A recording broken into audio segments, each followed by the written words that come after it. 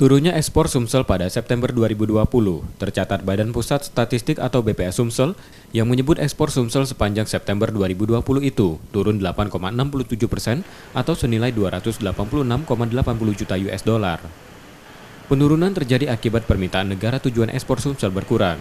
Ekspor andalan Sumsel seperti karet alami minus 0,79%, batubara minus 12,45%.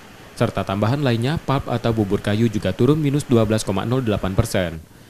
Penurunan terbesar ekspor provinsi ini terjadi pada Tiongkok minus 34,14%, dengan keseluruhan sepanjang Januari hingga September sebesar 36,84%, atau senilai 949,26 juta US dollar. Sementara Malaysia ikut minus 7,17.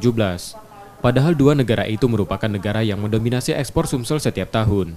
Ekspor Sumatera Selatan tahun September 2020 mengalami penurunan 8,67%, sementara impornya justru malah naik cukup tinggi, hampir 3 kali lipat nilai ekspornya, yaitu 24,36%. Jadi penurunan komoditas karet, penurunan komoditas batubara itu menyebabkan penurunan nilai ekspor. Sepanjang September 2020, impor Sumsel naik 24,36% atau senilai 90,05 juta US dollar. Kenaikan diakibatkan produksi barang modal sektor industri transportasi, seperti alat dan mesin kereta api meningkat 65,74 juta US dollar, yang mendominasi nilai impor 54,98%. Reski Oktora, Muklas Diferensial, Kompas TV, Palembang.